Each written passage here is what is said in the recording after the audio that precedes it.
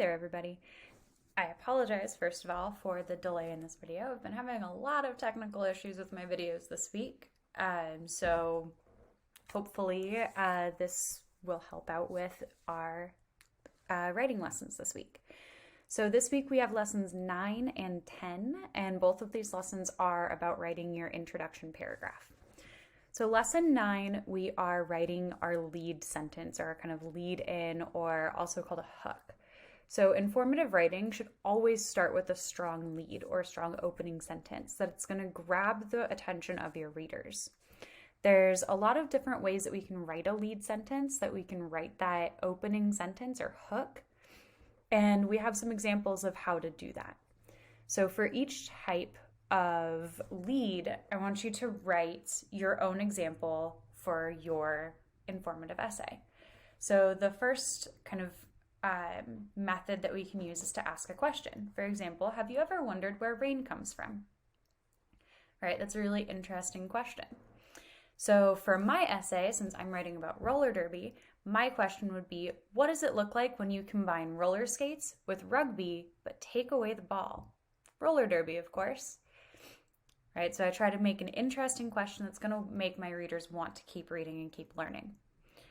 Another option might be to use an interesting fact. For example, while the human body is composed of 206 bones, sharks do not have a single bone in their body. For my essay, I might write something like, roller derby in its earliest form started in the 1930s, but didn't become a popular contact sport until the 1970s. Another example might be a quote from somebody who is kind of an expert in your area, or from the person you're writing about, or something like that. For example, if you can dream it, you can do it. These are words that Walt Disney lived his life by. For my essay, I might write something like, the game is not about the win. It's that it will come if you play with love and integrity. These words, phenomenon of Angel City Derby, ring true for all skaters. And another option might be to set the scene, right? To kind of use that descriptive language to set the scene of what you're writing about. Imagine a place where it rains all day and the sun is shaded by a canopy of bright green leaves. That would make me want to keep reading. For example, for me, I might write something like loud whistles from the refs, the scraping of wheels on the floor, and the crash of bodies colliding on the track. These are the sounds every derby skater loves to hear. So you can come up with some different options. Once you've come up with some options, then you'll go on to lesson 10, and you'll start writing your introduction paragraph. So following your strong lead sentence or your strong hook, the rest of your introduction should introduce your topic and your subtopics. And it should give your readers an idea of what your essay is going to be about. You don't want to include too many facts and details at this point, just introduce your readers to the topic. Another thing to note is that we want to stay away from saying things like, my topic is, or I chose to write about, you're going to read about. We don't want to use those kinds of sentences. So we have an example, and then I have my example. So the example here, the topic is tropical rainforests, and the subtopics are climate, plant life, and animals. So their sample introduction paragraph, their lead, imagine a place where it rains all day and the sun is shaded by a canopy of bright green leaves. And then their topic sentence, this unique biome is known as a tropical rainforest. Then they introduce their subtopics. In a tropical rainforest, you will find a hot, wet climate. Right, that was one of their subtopics. Unlike any other terrestrial environment, you will be surrounded by lush, brightly colored plants. That's another subtopic. And a large variety of diverse animal species. And that's their last subtopic. The rainforest offers an amazing environment just waiting to be explored.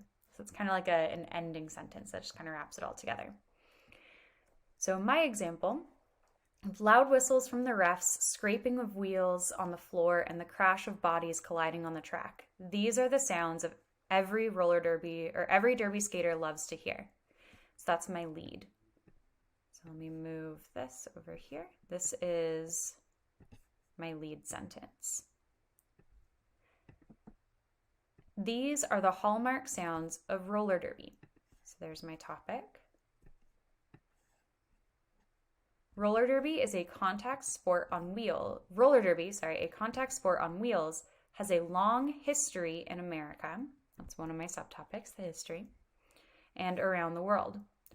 While playing roller derby can be dangerous for the skaters, there are a lot of rules we have to follow. It's another subtopic of mine, writing about the rules. Even the big name skaters that play for the highest ranking teams in the world have to follow them. That's another subtopic. I'm going to be writing about kind of famous skaters and high ranking teams. Roller derby is an amazing sport that welcomes all players to the track. So I have my introduction paragraph here. Notice that I didn't say anything like, I'm going to be writing about roller derby. My subtopics are history, rules, and skaters. We want to stay away from that. We want to try to make it almost like we're reading an informational book, right? Almost like we're reading our science texts, right? In our science texts and our social studies texts, we don't see anything like, today I'm going to tell you about ancient Mesopotamia. Or, today we're going to learn about the 13 colonies. They just kind of get into it, okay? So if you get stuck at all on writing any parts of this, please let me know. I'm happy to help. Alrighty, I hope you all have a fantastic day and a great winter break.